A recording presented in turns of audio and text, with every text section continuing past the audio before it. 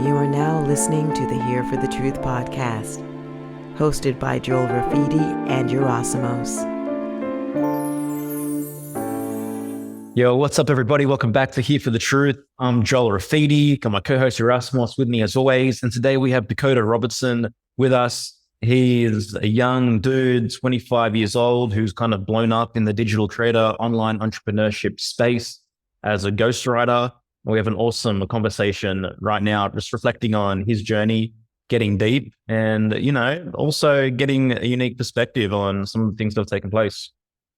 Yeah, and before we bring Dakota on, just want to let you know, this is the final call for the next round of Rise Above the Herd. You have until Wednesday, October 11th to sign up.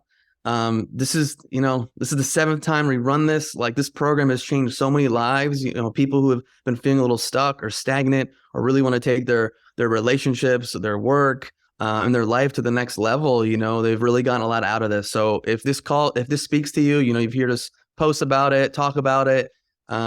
Just a few days left. If you want to go on the journey with us, just go to riseabovetheherd.co. And if you have any questions at all, you could also shoot us an email or jump on a WhatsApp with us. All right, guys, here's Dakota. All right, everyone, welcome back to the Here for the Truth podcast. Today we have Dakota Robertson in the house. He's a social media ghostwriter, and he is the operator of the company Growth Ghost. Dakota, thanks for being here for the truth, man. Thank you, gents. Really stoked to be here. Yeah, us too. Dude, one way we always like to kick this one off is I want to dive into your personal hero's journey, like just from observation. It seems as though you've had quite a unique trajectory, particularly to get to where you are today. So my first question is, what were some of the major catalyzing moments that really, transformed you and, alchemized where you are today? I think a big one was growing up without a father, because that really kind of cascaded a lot of things in my life, where I became a mama's boy. Because I became a mama's boy, I adopted a lot of feminine traits. Because I adopted a lot of feminine traits, I became very shy and closed in, and then that led to me just not socializing as much, as more of a loner kid when I was young. And that turned to video games down the line. Because I played video games a lot, I didn't move as much. I started gaining weight. I was eating double stuffed Oreos and packing on the pounds. And then I became a bit chubby. And when you're kids, people like to point it out. So people started making fun of me, and that really hurt my confidence. And I remember feeling a lot of low self-worth as a kid, just not feeling good enough and not liking myself. And that kind of created such a pain point in my life, where it's like, well, I got to do something. I got to go in the other direction, because I'm absolutely miserable. So I started working out, going to the YMCA, and I'd go to these boot camp classes and just work out till I threw up all the times. But I loved it, and got me hooked on the gym. And that was kind of my first foray into self-improvement. And then I found self-development books when I was 18, Rich Dad, Poor Dad, all of those. And I just got hooked on that and applied a lot of the principles from the gym to reading and business and all these other areas. But I think the big one was growing up without a father, being fat, being made fun of, not feeling good enough. And that definitely was a big driver in my life, kind of have a chip on my shoulder and try to prove something.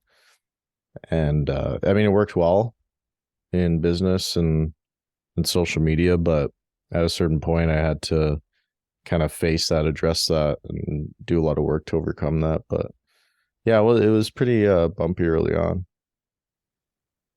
Yeah, you highlight something that I just think is so important from a personal development standpoint, and even I'm sure in the work that you do, is like pain.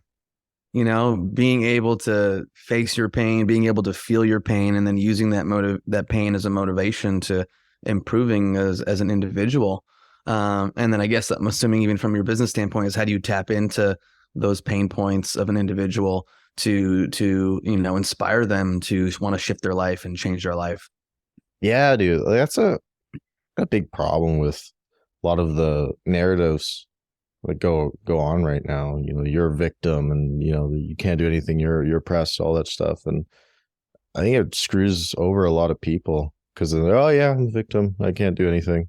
But when you take responsibility, although it might not be your fault, you know, it's your responsibility for your life. It's really empowering, and it puts you in control, puts you in the driver's seat.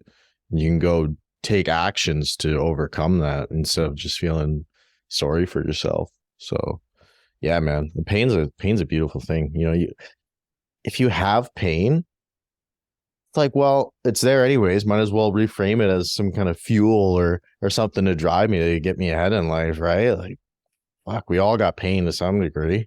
Yeah, definitely, man. We've all been through shit. Right? We've all been traumatized. We've all experienced things, and it's like, you know, what do we do with it? And do we allow ourselves to feel it?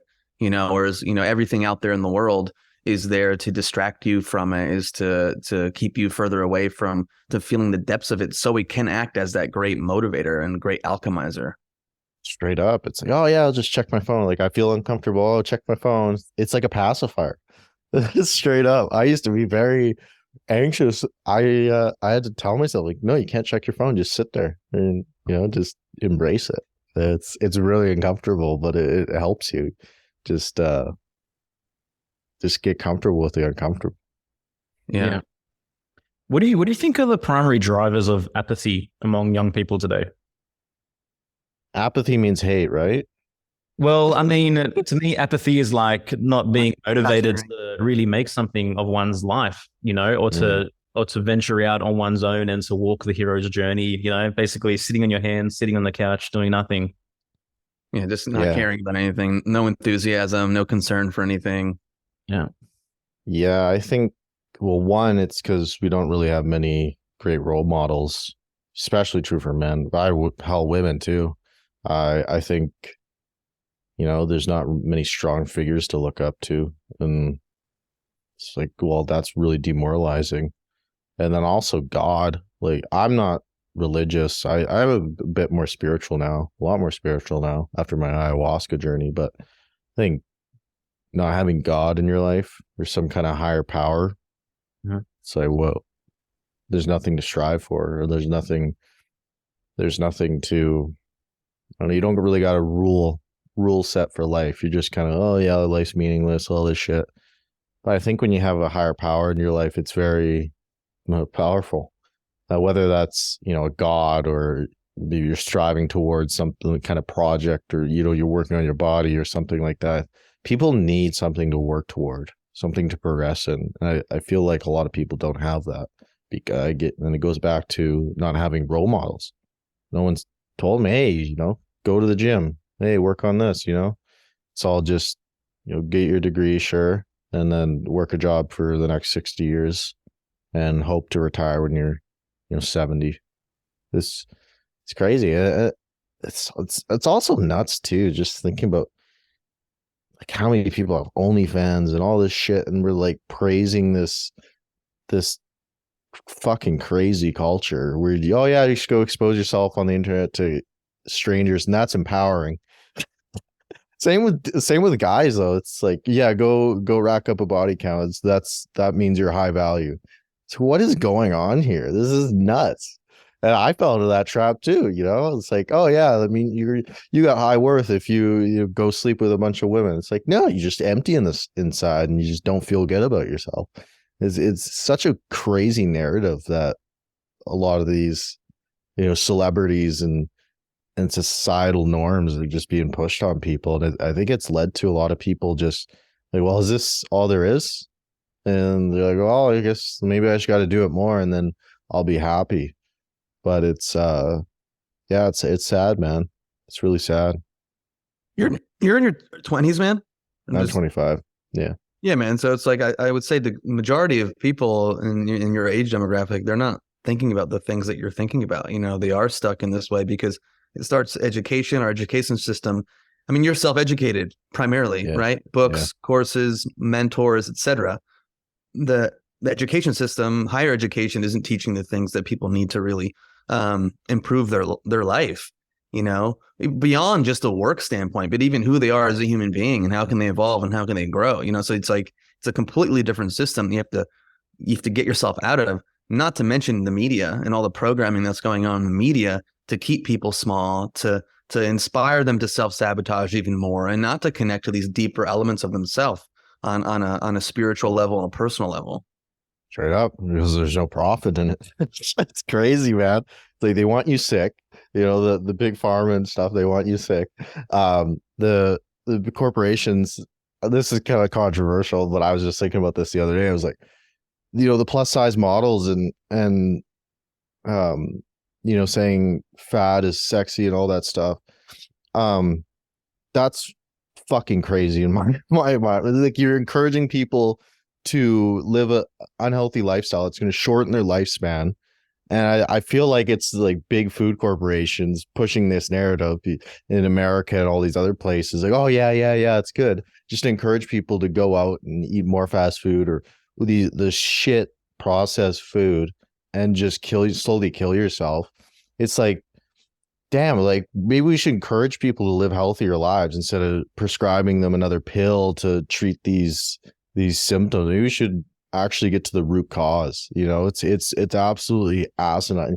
Like, I did ayahuasca. I went to an ayahuasca retreat a few months ago, and one of the psychologists there, Lauren Taus, she said something that resonated with me was, we're trying to treat the fish, but it's the waters that are messed up. Like, it's not the fish, it's the water that's toxic. And it's so true when you think about it. Like, everything's set up for people to kind of fail, watch porn, eat processed crap all the time, go on TikTok, don't think, just scroll. It's really absolutely nuts. Go work a job and then buy these products and all of that. I love capitalism, but there's crazy shit that goes on when you think about it. When you just stop and kind of look at society, it's like, this is actually nuts. It's crazy. Yeah, man, it definitely is crazy. And like, to me, it makes me feel a bit sad of how difficult it's going to be for many people to shake this program and, discover some semblance of selfhood and find, their own path in life through the entire muck that is the culture, I guess, that we find ourselves in now in the Western world.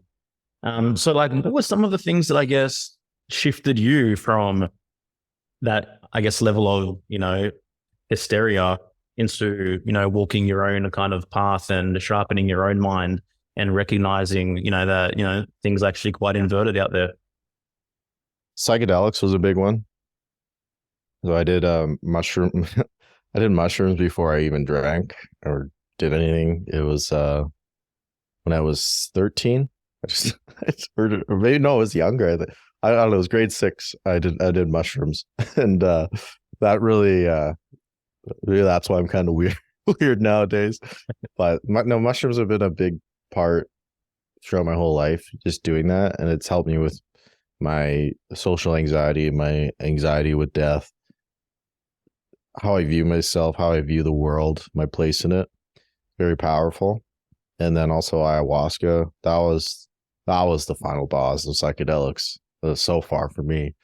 I did ayahuasca, and that was really, really profound experience, especially with the setting, because there's only 12 people and it was a retreat, and I had a psychologist there and a shaman, and it was a 6-day retreat. I didn't touch my phone, but when I attended the ceremonies, there were 3.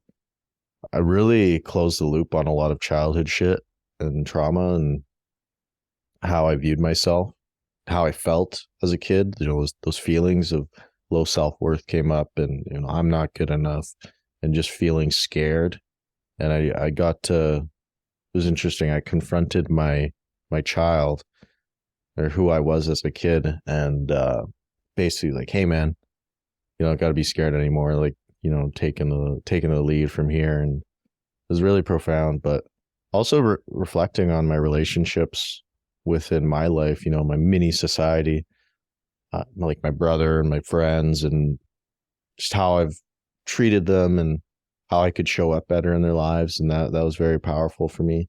Like, the thing is, I think if you want to change society, you got to kind of start with your own group of people, you know. Because the cascading effect of that is huge. And you show up in your relationships, and then they start showing up in theirs, and it trickles down. So I think that's a big part of it. And then also the gym. Like, it's kind of cliche, but man, it all started in the gym and just working on myself. And it's parallel with a lot of other philosophies in life I have, where it's you show up consistently for months on end, you work your ass off to only get these tiny percentages, fractions of a percent of improvement. But over a long enough time horizon, it compounds, and you see noticeable changes, and seeing that progression, sparks dopamine in your brain. You're motivated to do more, and you're tracking it, and it becomes a project for life that you're working on, kind of like a sculptor is working on the magnus opus. It's something to strive towards. And that was huge for me, because it gave me a lot of purpose early on. And then surrounding myself around other ambitious people in life, that was huge.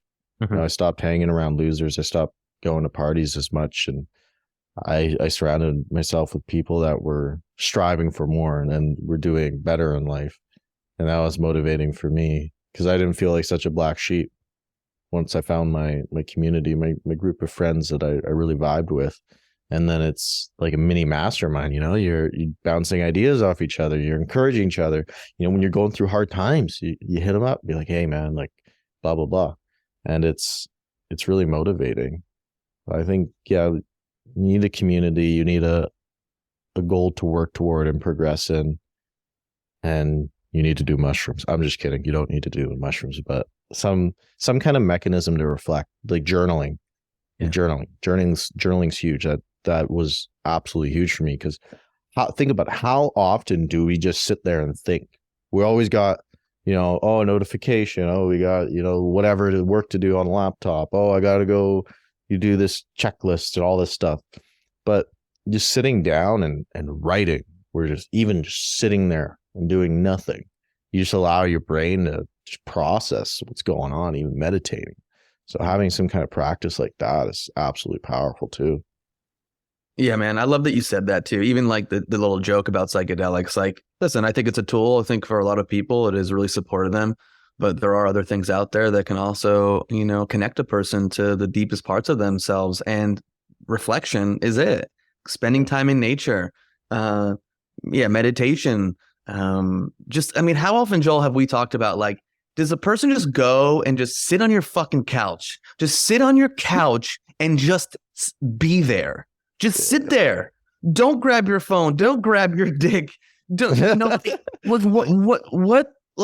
comes up when you're just there? I think this is why a lot of people also say, like, when they're doing a road trip, because driving sometimes is like this unconscious thing. You're just doing it, so you're just sitting there. Road trips force people to just be with themselves, and they come up with these ideas and reflections and things. Like, I've said this multiple times on this podcast, like, a couple road trips have changed my life, because I came up with like ideas and big decisions that I ended up making in my life from that. So it's huge. It's huge, because we're distracted from every single angle. I am, man. I'm on my phone way more than I would like to be at times.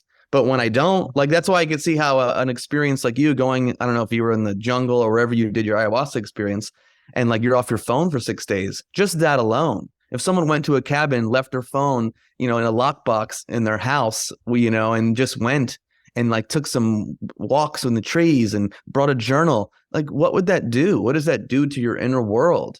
It's like you can't put a price on that. And we've gotten so disconnected. We're so focused on the external world and what's going on in the world. And it's like, well, what's happening within this universe that I call me?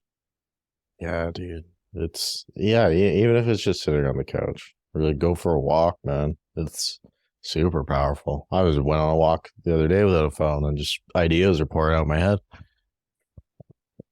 Yeah, I mean, we have no mental space. We have pretty much no gap in our thinking for genius to actually arise. And that real profound creativity comes from the imaginal world. It comes from the space between our thoughts, that bubbles up.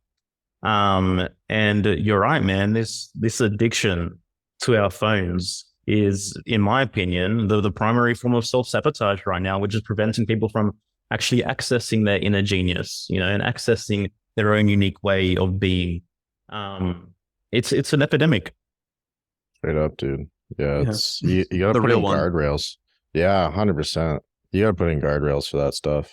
Like, I recommend for anyone listening, you can use apps like Cold Turkey for desktop, where it blocks your whatever websites you want to block or apps you want to block, and for whatever schedule.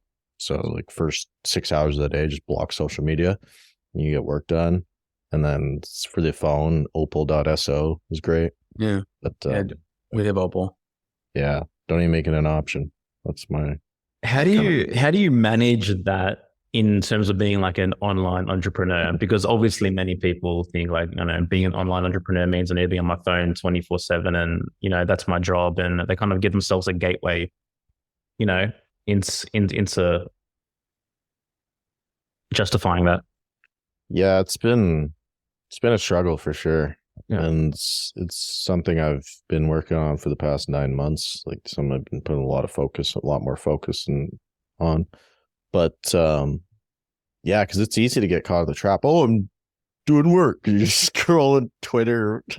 But no, it's just putting in guardrails and just recognizing this is not conducive for my goals. You can spend an hour or 2 hours on Instagram Reels, and it's like you're in a hypnotic state because they know how to hit the next video to spark the novelty and hit the dopamine. So you keep going on the slot machine.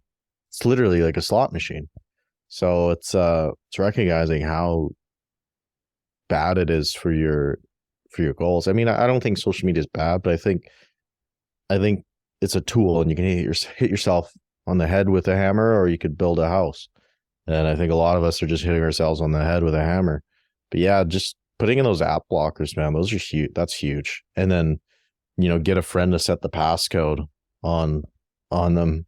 Like I've done that, and I literally can't access social media if I want to. So yeah, just putting in those guardrails, it's been huge for me. Yeah, even with Opal, like Opal, you can have like the different like sessions and the settings. Like one is like you can't get on it no matter what.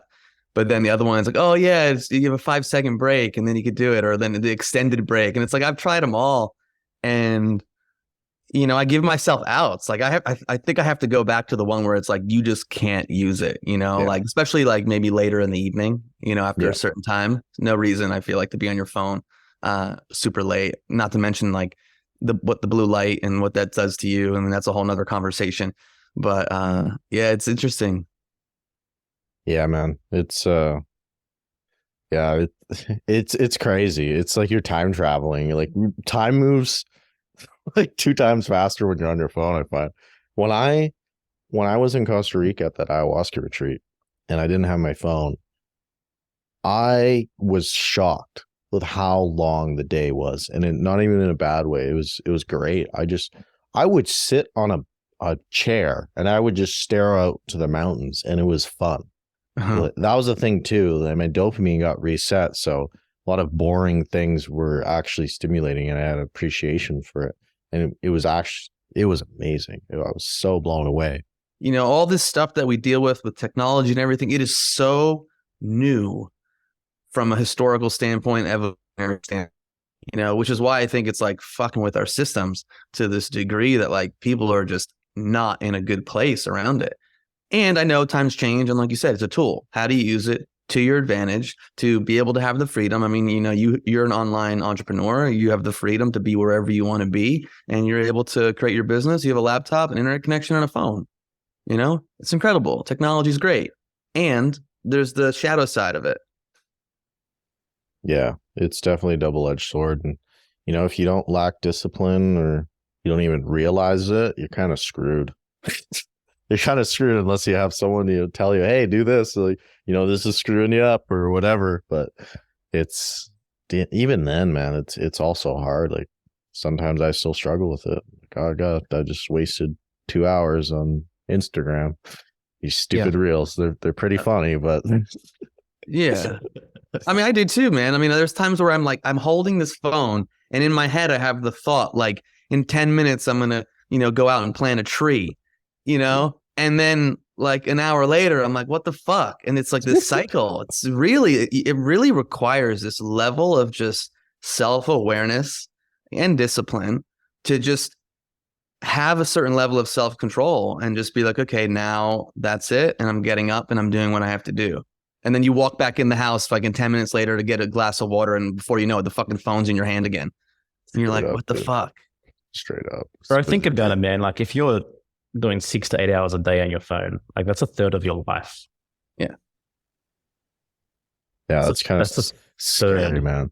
Yeah. That's why I like Opal, because it shows you, you're spending like 23 years of your life if you keep up at this rate, like, oh shit. Crazy. And then add on top of that the few hours of Netflix that the average person is watching every night be on top of like the phonius. Yeah. Yeah. Oh, both at the same time. Yeah. And again, it's interesting. We did an amazing episode with this woman, Laura Lee Scave, who's like an expert in Lord of the Rings. And she says Lord of the Rings is the guiding myth of our time. I mean, we get really deep into it. She's done tons of videos and she says like the fucking ring is the cell phone. Like my precious, our phone. It's like we must have it. Like if I don't have it, what's going to go on? Like it's pretty fascinating. Yeah, that's actually interesting. It's interesting how stories relate to life so well. That's why they resonate so well. And even something like Lord of the Rings or Harry Potter, it's so in this different realm of stuff, but we get so engrossed in it because it's you can extract the lessons. It's archetypal, man. It's archetypal at the end of the day, and like, I mean, coming from a shared truth, Yep. among the collective. All right, what do you? I guess let's flip this. Like, what do you love about like being an online entrepreneur? Like, how has your life shifted as a result of the technology that we now have in order to build and create? Man, I love life. Right, it's great. It's my biggest value is freedom. Freedom to do what you want, work on what you want, live where you want, wake up when you want. And man, it's actually crazy. I remember waking up as an electrician. I was 18. I was in the oil and gas industry. I'd wake up at 4 a.m., cold as shit outside. I'm just miserable, surrounded by miserable people. I'm like, oh, okay, got to go to work for 12, 14 hours, come back to the camp, eat whatever slop they had, go to bed, repeat. So depressing. I was on the brink of depression. That's why I started journaling. But then contrast to now, man, it's amazing. I meet so many cool people. I've become friends with amazing people that have inspired me in so many different ways and have improved my life. And just very grateful for it. Grateful for the relationships I've made. And also too, it's like money isn't an issue now. Like I don't look at the price of things anymore. And I'm very grateful because I used to live in a motorhome, man.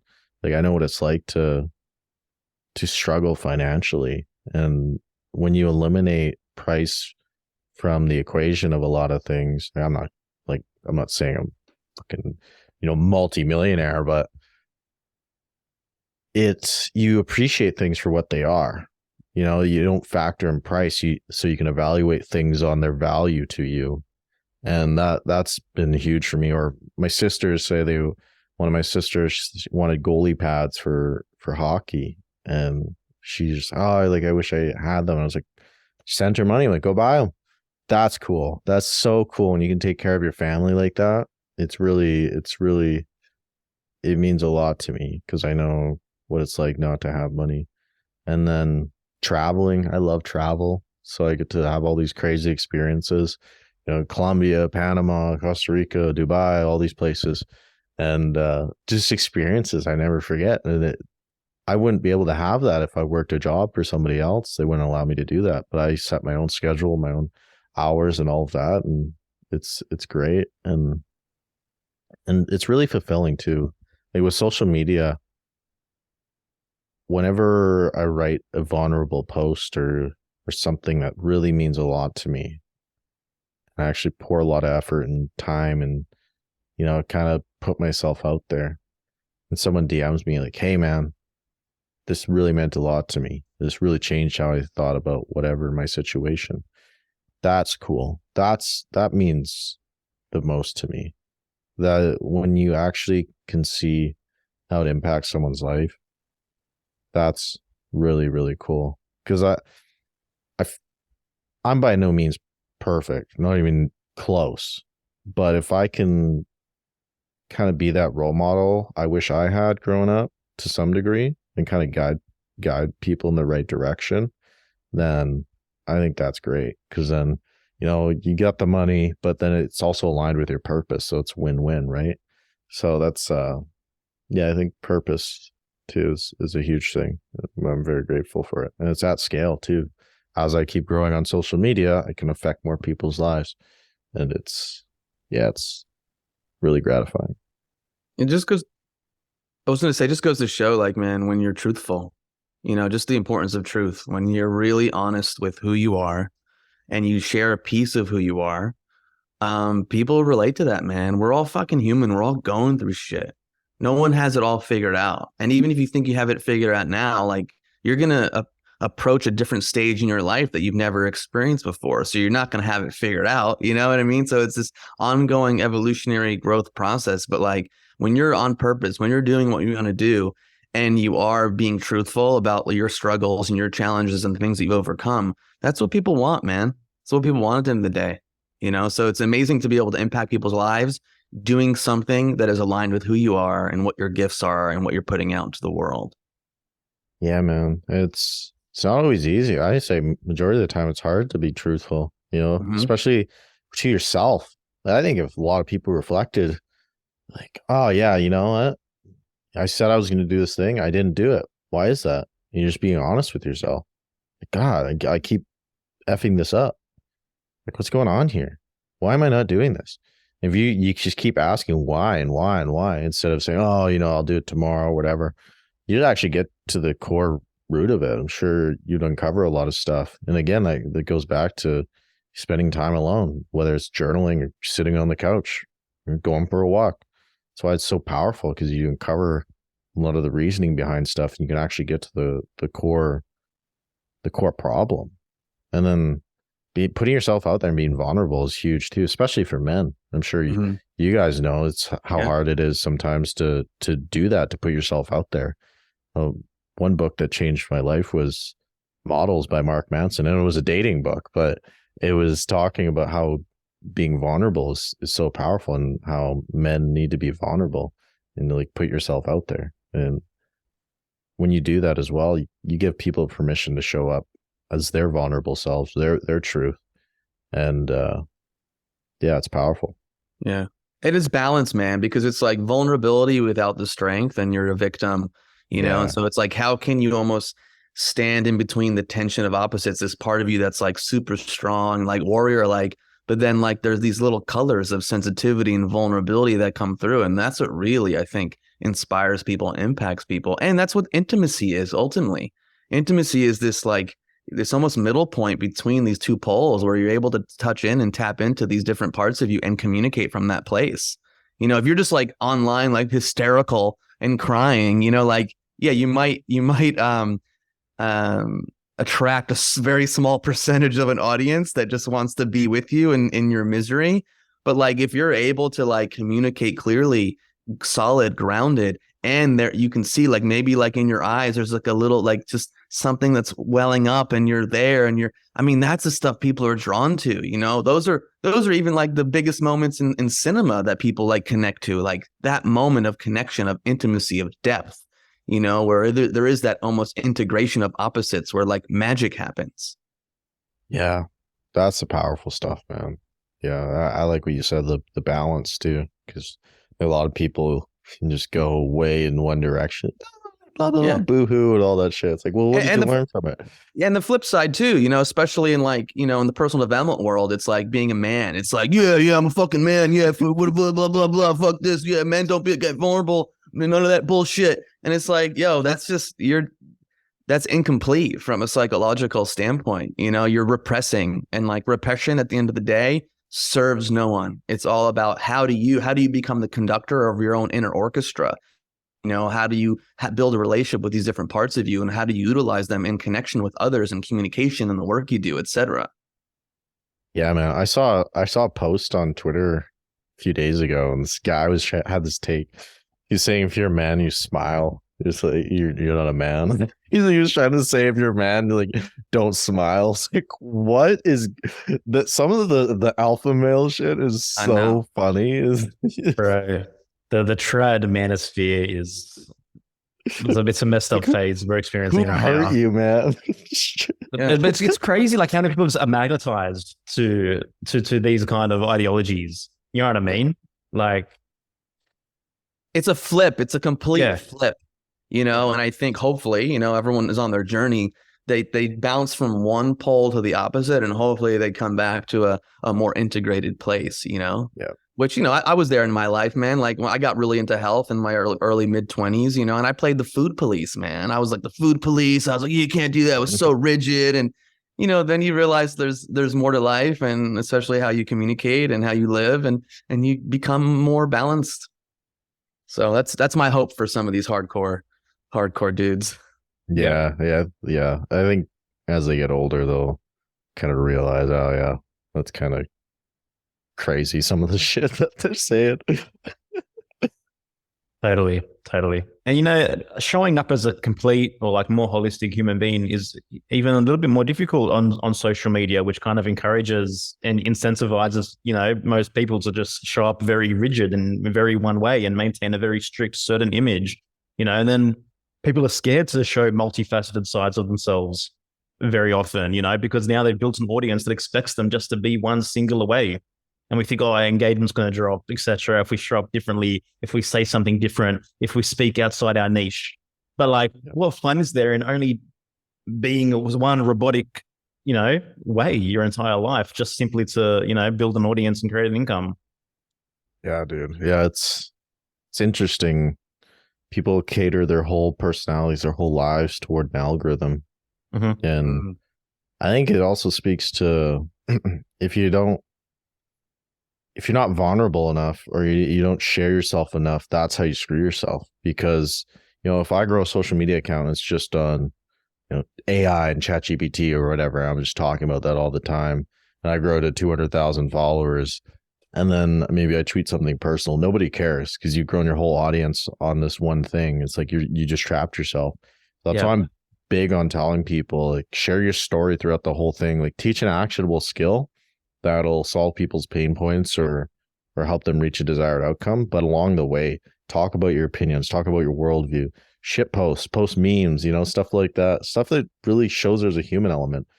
And what that does is it will shift the focus away from what you're talking about to who you are. Mm-hmm. I posted potato, the word potato, that was it, on X or Twitter last week, and it got a lot of engagement. It was just because, it's just Dakota being Dakota, because they know me. So yeah, I think it's important to build your brand to level of autism. I was going to say autism with a level of authenticity, maybe a little bit of autism, but from the get-go, and just be true to yourself. Right. How fucking lonely would it be to like have like a 200,000 follower account and you can't even say one thing real? Like, yeah, crazy. Yeah, that's sad, bro. That's like, it's kind of like digital handcuffs. Yeah. you that's how most people are living too. Like, a lot of these influencers, they got to do this one thing, this one stupid TikTok dance or whatever. Like, that's your whole shtick. Screw that. I'd rather have lower engagement, way less followers, and just be true to myself. Yeah. One of my most liked posts ever on Instagram was actually me replying to you. You posted on Twitter back in the day. What what advice would you give to a teenager in 5 words or less? And I responded to you saying, don't get vaccinated. And I just screenshotted that and posted it on Instagram and had like 15,000 likes. Based. That shit's crazy. It was crazy in Canada for that, man. Like, I had to get vaccinated because I was moving to America. I couldn't go otherwise. But when I went to the nurse, it was actually crazy. She was blaming the people that were unvaccinated for all this. Like, tell your friends who are unvaccinated to come get vaccinated because we're over this. Like, we need to end lockdowns. I was blown away. I'm like, this is the narrative like a healthcare professional is putting on somebody. It's like, that is actually sick. And it's crazy how people that are unvaccinated are demonized, man. Like, they don't want a jab from, this rushed medical thing, and it's crazy, man. Yeah, you lose your job, like you said, you're demonized and sick. But we live in an upside down world, man. I mean, from a media standpoint, from an academic standpoint, from a political standpoint, from a medical and scientific standpoint. I mean, we really do. Like, people that are at the upper levels of all these industries, man, they're living in a make-believe like fantasy world. And so that's why, like, when you take the power into your own hands and you become an entrepreneur and you understand, we talk shit about a phone, but we have like almost all the information at our fingertips. And what do we do with it? We can learn anything we want to learn if we have the will, if we have the desire, and then to create that and put that out into the world, which is, I think, a big piece of, what you inspire people to do, Mm-hmm. Yeah, man. It's also encouraging people to think for themselves. They just trust everything the government puts out. It's like, imagine someone like Hitler gets into power and you just do everything he says. How screwed up that would be. You got to question the government. You got to question their intentions and keep them in check because they work for the people, right? It's not the other way around. And I think we've kind of lost sight of that. And it's crazy shit, man. Like, the shit that's going on in Canada right now is just like, whoa. That's why I'm exiting the I hear you, man. Tax system. Yeah, I'm originally from Australia. I moved to Mexico as a result of the intensity of the experience, man. I'm here now with my family, but it also goes to show, like obviously what we do in many ways, marketing is a primary skill of being an entrepreneur, but it shows you the flip side with marketing when it's not grounded in truth. The kind of mind control and, the propaganda that can lead people down a very inverted path, so it's really got to be grounded in truth, I guess. So I'm grateful, man, just learning these skills. Marketing, I've studied propaganda, and you see that shit everywhere now. It's like seeing the Matrix. They're like, oh, they're doing that. Okay. Yeah. Oh, all right. It's absolutely nuts. It's, in Australia, man, I feel for you. That looked like a shit show. That was next level. Canada didn't come close to that, although we're on the road. Yeah, dude. There was days, man, 23-hour curfews, bro. People were allowed outside for 1 hour a day. And in that 1 hour, you could only be exercising. Wow. If you were doing anything other than that, you could get arrested, get fined. And this went on for like months. It was crazy. So sad, man. When Joel had 4 tickets, like he got like 4 tickets and he represented himself and beat the government, by representing himself and going to court a few times. So, again, more power to you. And it's a testament to who Joel is, because how many people would have just been like, okay, I'll pay the fine or whatever the case may be. So again, this is like you talked about earlier about changing society, man. It starts with the community. Let's go back. It starts with the individual. Smallest minority on earth. What? Smallest minority on earth. Yeah, it starts with the individual and what you do and how deeply you can accept where you're at and then realize, okay, where do I need to go and what do I need to do to get there? Go to the gym, read books, reflect, whatever it is. Everyone's on their own path. But the information is there. The mentors are out there if you need them to be inspired. And at the end of the day, it just comes down to you when you're looking in the mirror, being 100% fucking real with yourself. Am I happy with the life that I have right now? And if I'm not, and you can really allow yourself to feel the pain of that, because like we keep saying, it is a motivator for change. But if you're getting drunk all the time, if you're getting high all the time, if you're jerking off all the time, if you're doing all this shit, it doesn't allow you to allow that pain to bubble up to the surface to really act as the great motivator that it is. Yeah, man. Yeah. I view it as a video game. You got yourself the video game character. You're starting at level 0. You don't have any of the gear or any of that stuff, and you're surrounded around by these, maybe other party members that just don't have much resources, and then you start, leveling up. Maybe you level up your intelligence stat, your strength stat, all these other stats. Well, I feel like all the stuff you do as an entrepreneur or whatever, it allows you to access these new levels to life that maybe other people don't see or can't access. And yeah, it's interesting. You start viewing life differently. Totally, man. You meet new allies, you meet better community. Mm-hmm. Yeah. 100%. And that starts with being true to yourself, man. When you are true to yourself, that's when you start bringing these people in and attracting them in. But if you're afraid to use your voice, if you're afraid to speak your truth, 10, 20 years are going to go by and you're going to be like, why isn't my life the way it is? Well, it's because you haven't, lived a more heroic life. I'm not saying I'm not asking people to be like the most heroic individuals that have existed on planet Earth, but it's like, what is that to you? What was for you guys, what was the shift for you? Or were you always kind of, rooted into this philosophy? Or was there a moment that just kind of snapped it for you? I think we probably answered this question on different podcasts and probably at some point in ours. Do we have 3 hours? Go for it. Yeah, we have 3 hours for me. Man, I've always been a curious person, but I grew up first generation parents. My parents were probably had a certain idea of how they wanted me to live, but I think especially after college or during college, I studied abroad in Australia, and I just kind of like met these people that were just traveling for like 2 years. Like, wait, what? That's a thing? It's not in our culture in the US growing up, especially when I did. I'm 43 right now. Is like, that's not something that's taught, where you can just like, don't go to college or take a few months off and backpack. And that for me, that's what it was. I started kind of backpacking and reading books, and then realized the initial path that I was on very quickly, like my first post-college job, like I left it, and then I began this more alternative path. And I don't need to get into my story, but it's, each thing led me to the next thing, to the next thing, to the next thing. And a lot of it was about self-education. And a lot of it was about tuning into that inner truth, that inner guidance system, and making decisions based off of that, and then seeing where that led me.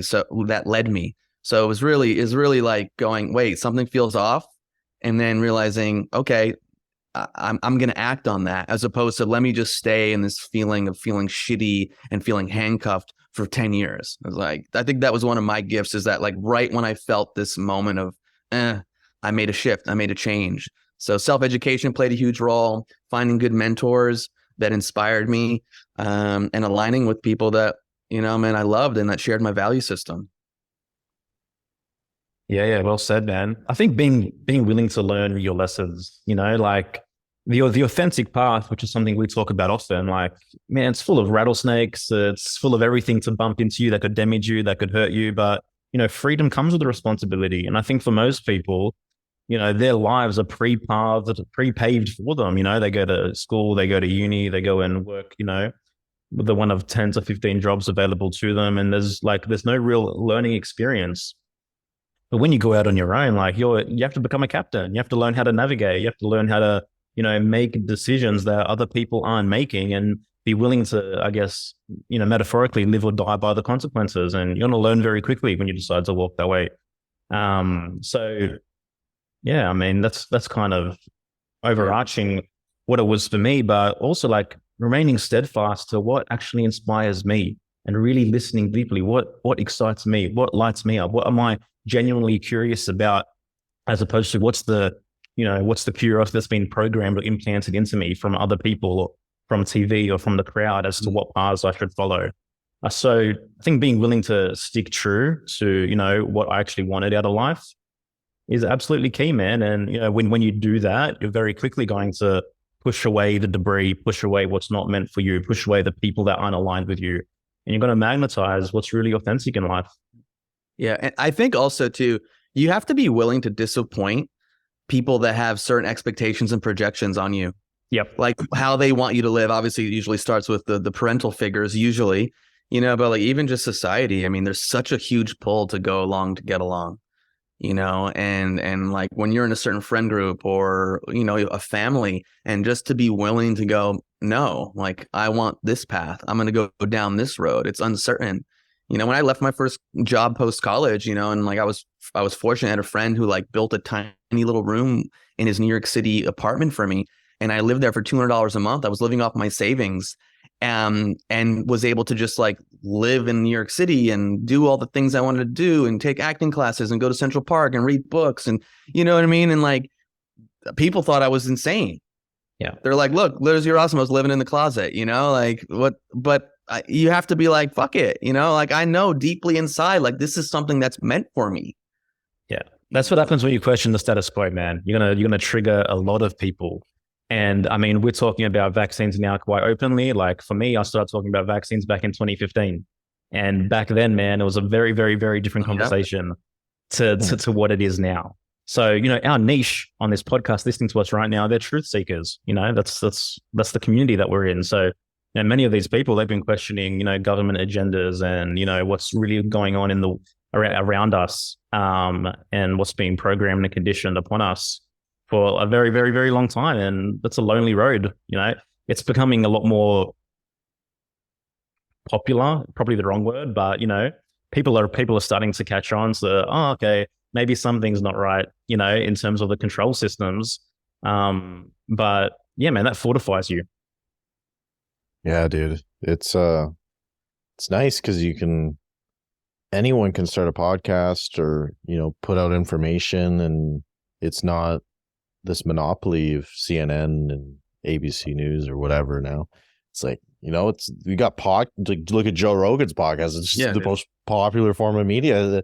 The news corporations can't even come close to that. So yeah, I'm really bullish on the decentralization of information.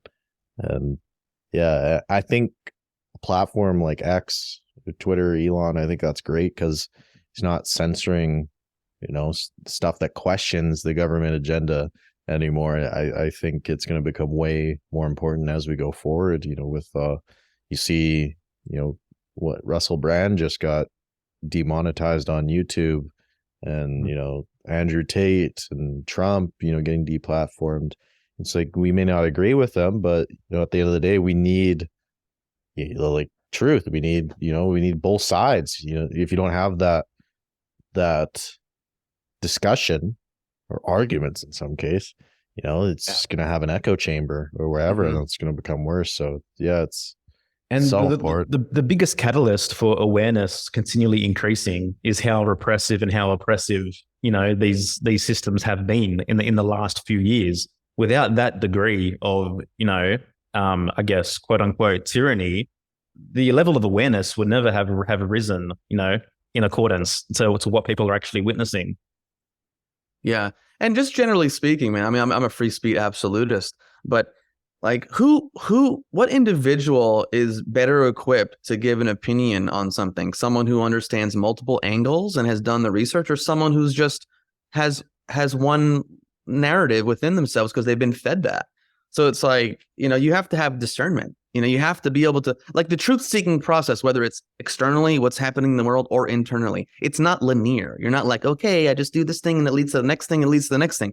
So you have to be willing to grapple, with ideas. You have to be willing to like deal with cognitive dissonance, oh shit, like something just smacks you in the face, and like talk about pain. Do you feel the pain of like your entrenched belief system being challenged? And being like, ooh, okay, like let me investigate this. Let me see why that is. Why do I feel so triggered? Why did I just react to that person so strongly? Because they just shared a point of view.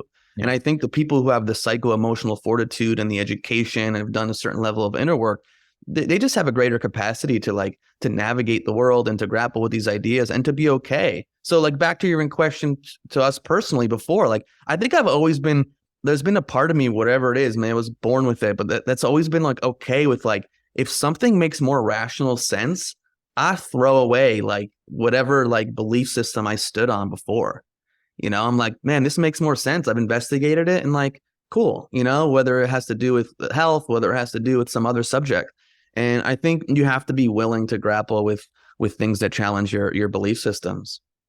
Yeah, it shows control of your ego.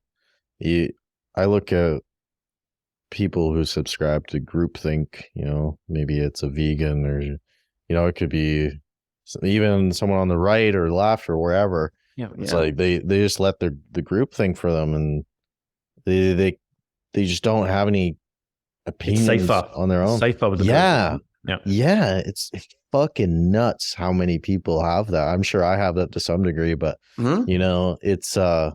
it's crazy how people, they don't even think for themselves. You can hit them with these logical arguments like, yeah, and they just, shut up. Then they go to personal insults. It's like, damn, man, it's legit like mass hypnosis or big psyop or something. Dude, it's everywhere, man. We talk about even in like the so-called truth community or conspiracy community, or people that are like more open to things happening in the world. People get suckered into a certain ideology or a group, and it's like anyone who even challenges that is like controlled opposition or is a shill or whatever, And it's like, man, like the reality is we all like we may know some stuff, but we don't really know what the fuck is going on in a lot of ways. Like we just don't. We speculate, we take in information, we analyze it, but like I don't fucking know. I may know more relative to another person on a certain subject. So I think this is where I think I love the humility, that word humility. In some ways I don't like it, but in this way to just realize like you don't fucking know everything. Yeah. You don't have everything figured out because your neighborhood doctor told you something, or because you read a textbook in your fucking 11th grade science class, or because you went to college. Yeah. You know what I mean? Like, it's like you're fucking 18 and you went to college and you think you know everything about what's going on in the world and what's going on in the scientific community and what's going on, whatever, like chill, bro. Like fucking chill. Yeah. Straight up. Like, yeah, dude. See, the shit they're teaching in college, dude, is hilarious. In my second year of college, I was forced into this class to get the credits, and the way that the professor ran the first class was like, all right, class, I want everyone to go around and mime a weather system that you're feeling today. I was like, what am I paying money for? What is this? I want to be a high school English teacher. What is going on? Why am I paying thousands of dollars to this institution to teach this? It's nuts. Yep. Totally, man. Go watch the 1984 interview between Yuri Bezmenov and G. Edward Griffin, and you'll find out exactly that answer. Yeah, that shit is crazy. Oh, you've seen it. Great, man. Yeah, that's it's a big recommendation on our end. Yeah. That's eye-opening shit, dude. It's crazy to see it happening, Oh yeah, straight up. Yeah, it's so true. And a lot of my more friends that were with interesting ideas, they're deeply entrenched in academia, and they're just sipping the Kool-Aid. Oh yeah, dude. They're teaching, man. Yeah, it's activism. So let's shift a little bit, I guess. I mean, what is ghostwriting, and like, is this something that like, I guess what's your connection to this, and how do you find yourself kind of down this path? Yeah, so ghostwriting is you just pretend to be people on the internet. No, you basically take over someone's account, you create content for them, and you grow their account. And I came across it because I was growing my own Twitter, and I was going to be a copywriter. And copywriting is when you write persuasively online. And my friend JK, he was talking about ghostwriting, how he's ghostwriting for other people's accounts, growing their social media. And I was like, oh, that's interesting. At the time, it was very new. And I was kind of thinking, okay, I could be a copywriter and be a small fish in a huge pond, or I could be a ghostwriter because I know how to grow my account and, I'm decent at it. So I could be a big fish in a small pond. And I just kind of looked at it, I'm like, yeah, ghostwriter sounds cool, very mysterious. And I enjoy creating content. So, I can do this for other people. So I hired my mentor, Dan Coe. He helped me really monetize the offer and get things dialed in. But I launched in November of 2021, and I dude, there's such high demand for ghostwriting because people see where the internet's going and they see how powerful it is to build a brand. So within 28 days, I hit $11,000 a month of launching my business, and it was just people hitting me up. They saw me growing. I had like maybe 5,000 followers on Twitter at the time, and people, yes, they went to my profile, so I had a website, clicked on the website, filled out an application form.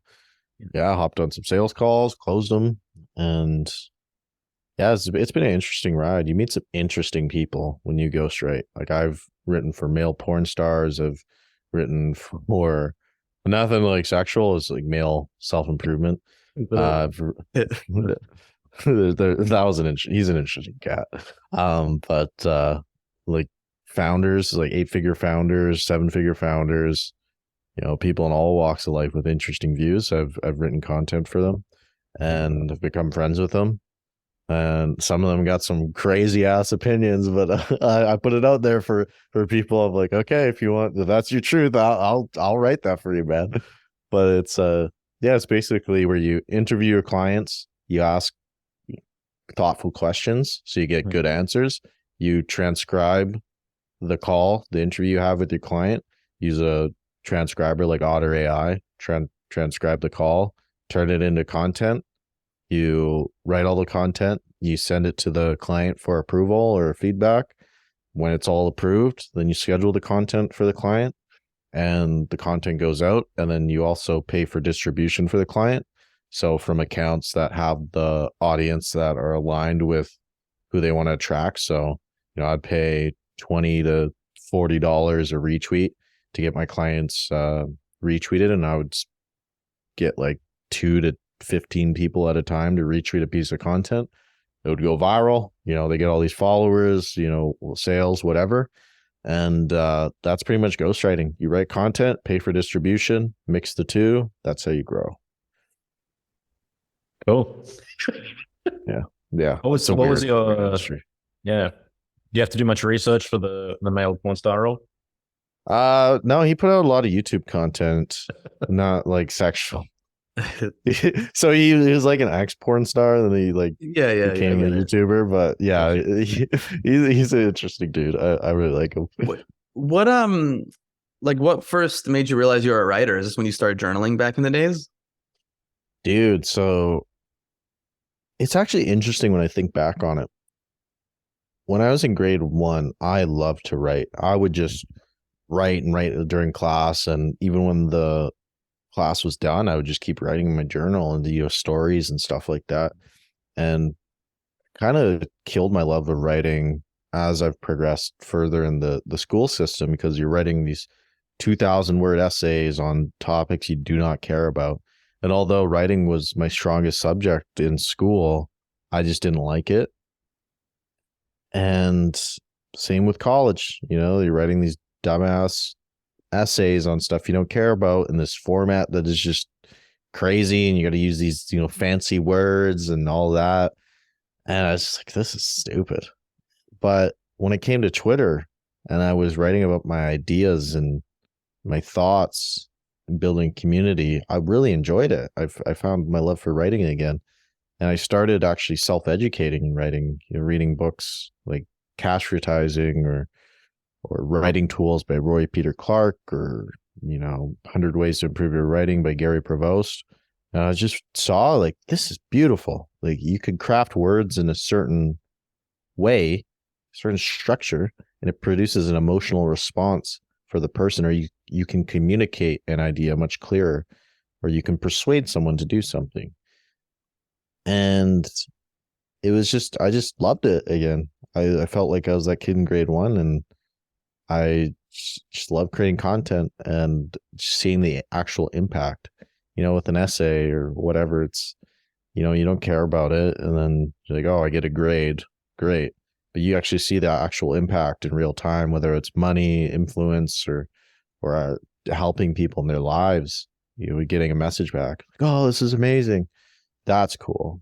And that's where I think really sparked my love for writing again.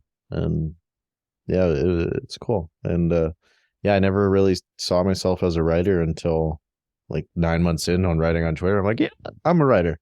I classify as a writer. So yeah, it's been a journey. That's awesome. Funny how it came full circle.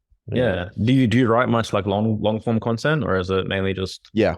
Yeah. So I write my newsletter every week, and I've been doing that for a year and a half now. And that's the most meaningful piece of content I create right now is my newsletter, because I'm actually going in depth on my thoughts on stuff. With Twitter or Instagram, it's just a short form post and whatever. But when people actually take the time, you spend 5-10 minutes reading a newsletter from you, you get to go in depth on a thought, and actually I think they're more likely to take action on something.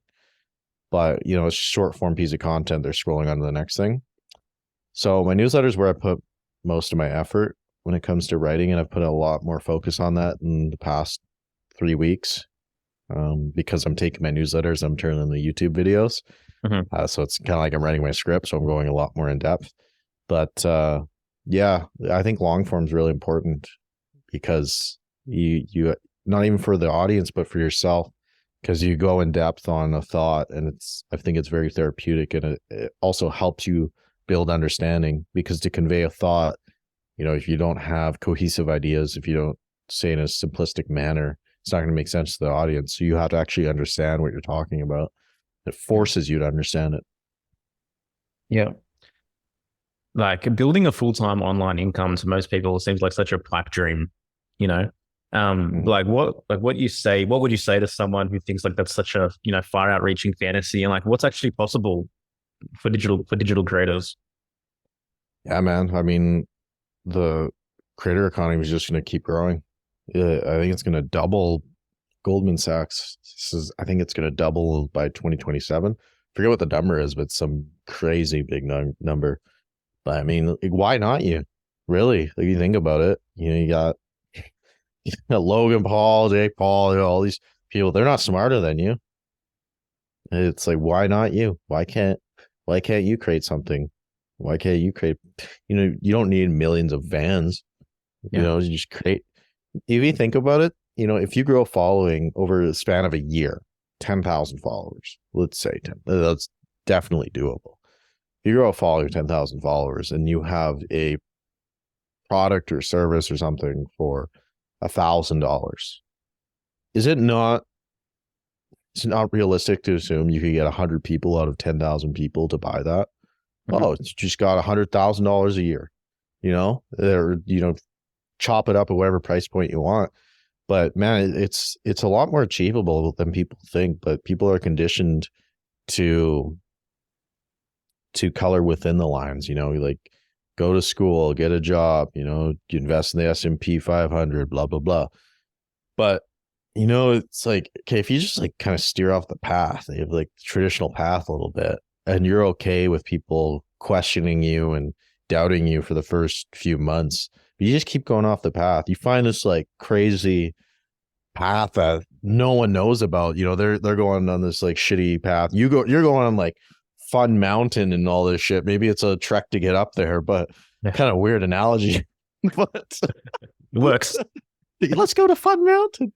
Well, but it's a lot more doable. And I think if you follow people that have their head on straight, like maybe Dan Coe or JK Molina, or I don't know, you find it like a good group of people that aren't like Dan Locke or those some of the people, those self-improvement gurus or business gurus are just such jokes. But if you find people that you can kind of tell they're authentic, and they're not just trying to sell you a course 24/7, but you consume content from them, you like actually listen to what they're saying, and they're laying out the roadmap of what to do. It's like, okay, that's definitely doable. If I just do X, Y, and Z over a long enough time horizon, it's fair to assume that I'm going to see success. If you put in consistent effort.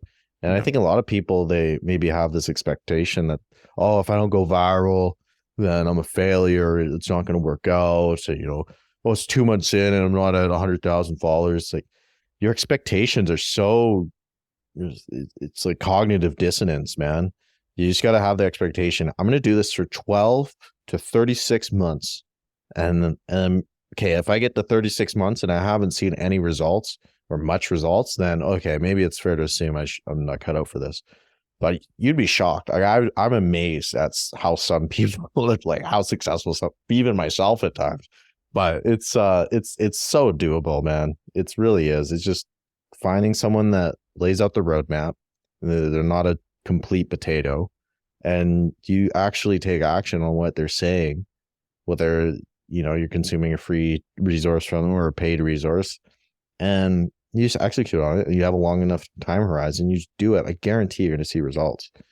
It's really, really that simple. Yeah, and you got to be willing to like invest in yourself. Like we consume so much, and we spend so much, in I guess non-meaningful, acquisitions and goods. But like when it comes to investing in yourself, it seems like such a struggle for some people to be like, oh yeah, that's worth it. Oh yeah, maybe I'll learn something worthwhile that could change and shift my entire life. Yeah, dude. So I was procrastinating for a long time, reading one more book, listening to one more podcast. And it wasn't until I invested 75% of my savings, I had like $8,000 saved up. And I paid Dan Coe $6,000 for mentorship. That's when I really lit a fire into my ass. I'm like, if I don't do this, I just wasted a bunch of money and I'm going to feel like an absolute clown. I'm actually going to take action. Yeah. And that's like, I don't think everyone has to invest like 80%, 75% of their savings to do it. For me personally, it worked really well because it lit a fire under my ass. I felt the pain of investing a significant portion of money. So it was kind of like the sunk cost fallacy working for you, where it's like, okay, now I got to take action. With a book, it's like, oh, I paid $25 for it, whatever. Like, I'm not going to read it or take action on it. And I think that's a trap a lot of people get into. It's like, oh, they're jerking themselves off, listening to podcasts. They feel like they're progressing. It's like, well, yeah, listen to podcasts, but take action on the shit too. Like, do something for real. Yeah. 100%. Yeah. I mean, I have a similar story. I mean, I've been someone who was always into learning and growing, and I feel like I hoarded knowledge for a long time. And, I think it was like several years ago, like I met someone at a coaching workshop and he hit me up on a sales call, and like I ended up investing a pretty penny. I just threw it on a credit card, and that was like I think a big deal for me. And, the coaching I got, like, yeah, it was good. But I think the biggest thing for me was where he said, listen, okay, enough fucking bullshit. Like, you're going to find a place, you're going to book the place, and you're going to lead your first workshop. Because, I've done a lot of different work in the health sphere and body work and somatics and trauma and all this other work. And so like I went and put money down to book a place for the day. And then I was like, fuck, I got to fill it up. And I filled it up. And then like I led like a bunch of men in this workshop, and it was fucking incredible. I got all this awesome feedback, and I met someone there who was like a mindset coach. And then we teamed up to do these monthly Zoom calls. And like that led to the next thing, to the next thing, to the next thing, to the next thing. And it's like this one decision to invest in myself, and put down a little bit more money than I was comfortable with, like led to where we are right now, the three of us fucking having this conversation. Yeah. And what Joel and I have created. I mean, it's pretty incredible when you think about like where it started. But even in the process of monetizing this podcast, remember initially we were doing second half the episode paid via Patreon, and we saved a bit of money on Patreon, like maybe 4 or 5K. And then we're like, all right, how do we actually make a full-time living out of this? And we invested the entire thing into coaches to create a group to get us on the track of creating a group coaching program. And like without that initial investment, like this wouldn't be the full-time gig. Yeah. Yeah. So, I mean, it's that it hurts. It's painful. It's like, because it's the unknown. It's like, what if this doesn't pay off? What if it pays off fucking greater than you could ever imagine? Straight up, dude. That's one of the biggest mindset hacks is, what if it does work out? Really? Yeah.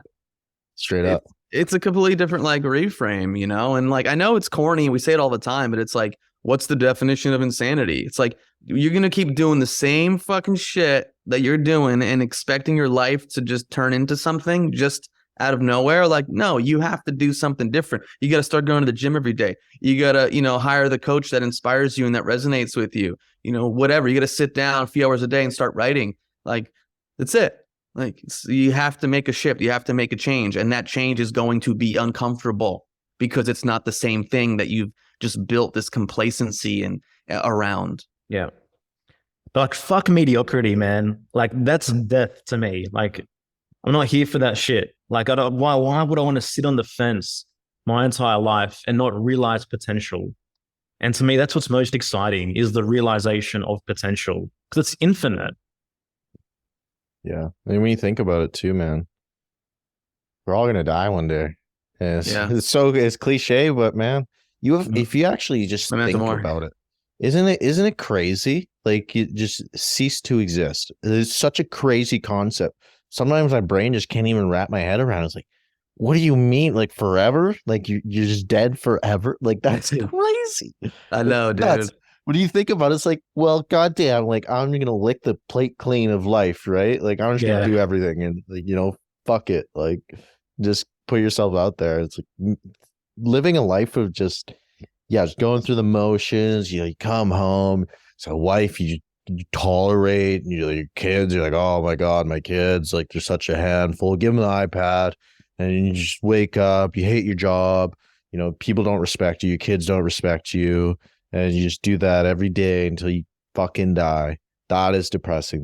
You're not even living, man. That is depressing shit. You're not living. Yeah.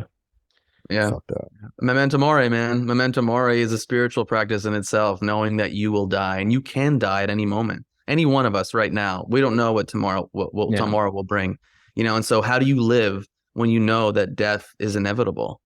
Do you use that? Do you cower in fear? Do you use that to inspire you to lick the fucking plate clean of life, like you said? I love that. I love that. I know. Yeah. And like the other big thing is like the whole concept of imperfect action. Just take the fucking step forward. If you fall, it doesn't matter. If someone laughs at you, it doesn't matter. If someone leaves a fucking shitpost troll comment, like at least you've taken a step forward, and like you're either gonna win or you're gonna learn. But one way or another, you're going to be in a different place than where you were before acting. Yeah. Most people don't have the courage to try. I think even then, that's a win. It's easy to criticize. Oh, what are you trying to do? You're trying to fucking do X, Y, Z. It's like, yeah, well, fuck around, find out, man. Yeah. What are you doing? Yeah. It's the trolls are always the ones that it's the crabs in the bucket theory, man. Just want to keep you in the bucket of the status quo, the bucket of comfort, the bucket of complacency, the bucket of like what is. And it's like, we're trying to climb out of that shit, or we have climbed out of it, and we're doing what we're doing. And like these people, they're just, whether you make the decision to stop drinking, whether you make the decision to stop going out, whether you make the decision to like change your diet, leave your job, whatever. Like most people that don't have that psycho-emotional fortitude or the education or the knowledge, man, they're just like, no, because by you doing that, you signal something to them that triggers vulnerability that they don't want to deal with. And so they'll get into judgment, they'll attack you, they'll ridicule you, whatever the case may be, because they can't sit with that pain of like, well, if what that person is doing is right, whatever that means, what does that say about me? Mm-hmm. And most people can't sit with that. Mm-hmm. And that's the basic dynamic that's going on, in the world when you see people attacking and judging. It's like, but what if they're right? Can you sit with that? Can you sit with that? Oh, okay. But most people don't. Yeah. So yeah, it's when you think about it, you have to be in a pretty sad state in life if you take the time and energy to comment on someone else's post or whatever and just try to leave hate and try to bring them down. Like, that's a sad, sad life, man. It's kind of feel empathy toward those people. Yeah. Also, you're just not really solid in who you are. The people who really know themselves or feel confident in what they know, they're not out there like, you have to, this is the truth. No, you have to know it, And it's like, I just started doing Brazilian jiu-jitsu with my wife, I'm totally new at it, but we went to the headquarters in Torrance, the Gracie University there. And it's like, Hannah or Gracie was talking about how like the people who just start doing jiu-jitsu, they're more likely to be like, if someone tries to fuck with me, I'm going to try this move out and whatever. But the people who have been doing it, like and understand the principles, they're not out there like they're trying to not get into a fight. They're just like, I don't need this. I know what I'm capable of. I'm not trying to go out there and like force something or push something. So I think there's like a similar mindset that goes on with people who, don't really know themselves or don't really know the subjects they're talking about and get so triggered when anything crosses their path that challenges it. Well, I mean, real power isn't loud. I mean, it's more grounded. It's more, it just exudes off of you, Yeah.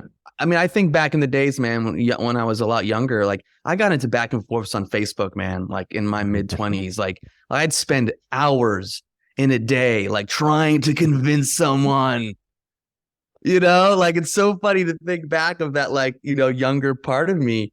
And now it's like, I just like, I'm too busy living a dope life to like be concerned about these kinds of things, Yeah, facts, bro. Yeah, it's crazy. It's a full-time job for a lot of people. Like in the Facebook, it's always on Facebook too. Facebook's so toxic. It's crazy. And you get the weird shit on there too.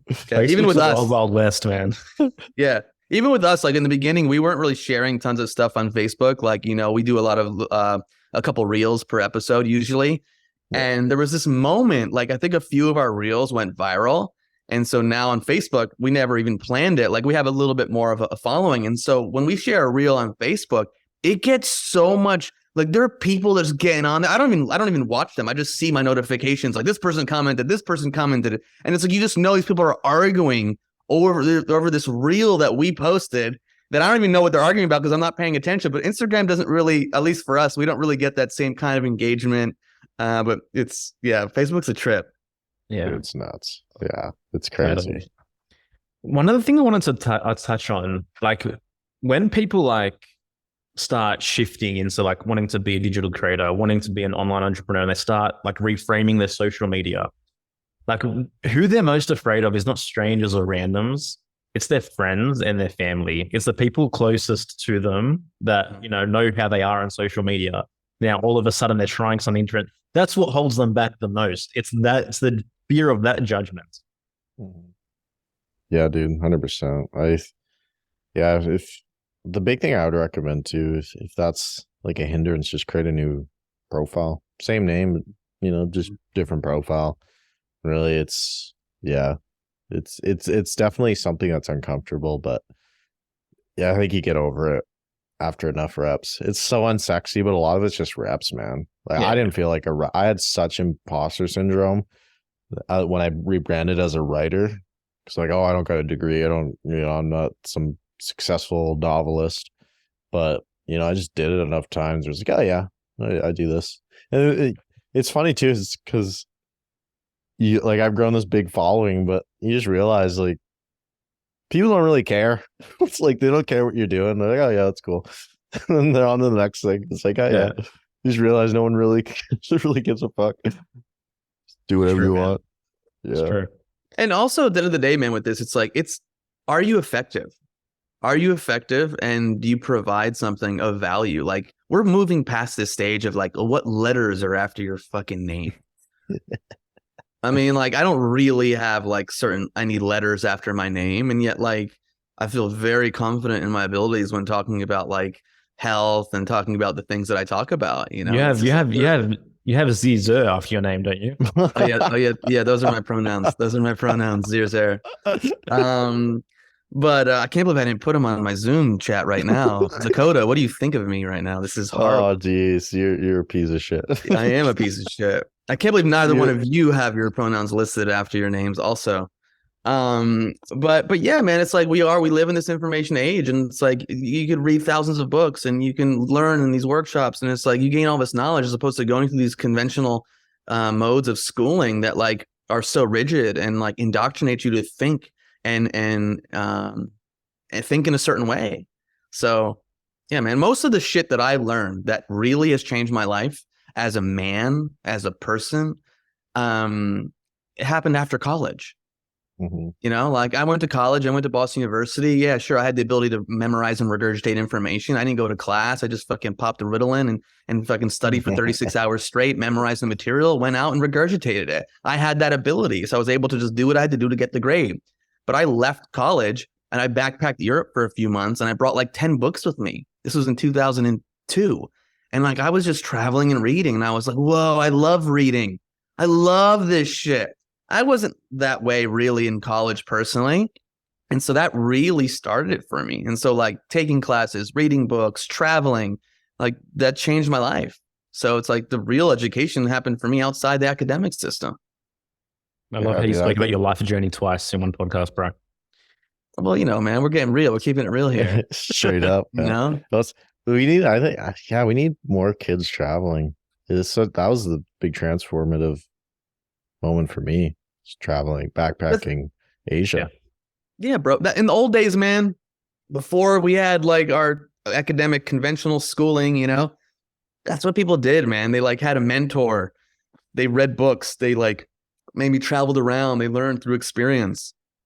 You know, they learned a vocation. It was not like, hey, let's all get into a room. You have to raise your hand in order to go to the bathroom. Everyone gets the same education. Everyone gets treated the same way, even though we're unique individuals and all of us, we learn differently, you know, and it's just like education just isn't catered. It's just not catered to the individual in a traditional, more conventional schooling system. Yeah. Now it's activism. You know? Yeah, I hear you, man. So, man, we're coming up to the end. Do you have any like final words? Like, what would you say to like, you know, someone, because no, you're 25. So like someone who's 17, 18, 20, 23, even older, but like, let's just say like someone younger who's, you know, struggling in life and, you know, unsure of what exactly they want to do. Like, what would you say to them? I'd say lean into discomfort. That's been the big thing my whole life was, you know, if it's uncomfortable, it's a sign that you're changing, whether it's imposter syndrome, you know, if you experience imposter syndrome, then it's a sign that your brain's trying to protect you from something because you're doing something new. But to become someone more than you are currently, you have to do new stuff. It's like placing stress on your muscles. You to build muscle, you need to take on things that are, you know, you're not used to, break down the muscle, and then you rebuild bigger. So I think adopting that philosophy in all areas of life. But yeah, man, leaning into discomfort and learning to trust yourself and build your confidence, you know, stack small wins and realize you don't have to ever have everything figured out, but you know, just trying to pursue what you want and having faith over a long enough time horizon, it's going to work out. Really like contemplating death a lot, not suicide, but death. And it really puts things into perspective. You really think about it, it's like, okay, am I gonna just live a mediocre life and then just die one day, or am I gonna like put myself out there, do some crazy shit? You know, maybe it's uncomfortable, but I'm gonna live a fucking kick-ass life, and I'm gonna meet some cool people. I'm gonna, you know, have some dope kids that I like and do work that I love and all this stuff. It really puts it into perspective. Like, you know, read some Marcus Aurelius or whatever Stoic philosophy stuff, and I think it would really guide you in life. But yeah, man, it's and learn an online skill. I think that's, if I could give a recommendation, definitely learn an online skill that makes people money or improves their health to some degree. But yeah. Well said, bro. Dakota, man, I've loved the last 90 minutes hanging out with you. Man, very, very impressive, the trajectory that you've taken, and, you know, the path that you're on. And it's beautiful to see, really, man, you know, someone, you know, move the needle from, you know, a place where, you know, life wasn't feeling so good into something that's really meaningful and purposeful. And I look forward to continuing to see, you know, the growth and the journey and observing from, you know, afar. Just in closing, dude, I guess, I mean, how can people contact you? Can I get in touch with you? Like what any offers you might have at the moment? Yeah, I guess like the main thing was just my website, dakotarobertson.net.com was taken by another Canadian social media marketer. I tried to get it, but I couldn't. But, fuck you. Yeah, fuck you. It's a woman, but fuck you still. Equality. No, but yeah, I guess that, dakotarobertson.net, and then Twitter, X is my main social media, so at wrongs to right, WRITE. Ironic, I can't write. Yeah, those are the main ones. Instagram, but just go to Twitter. Twitter's based.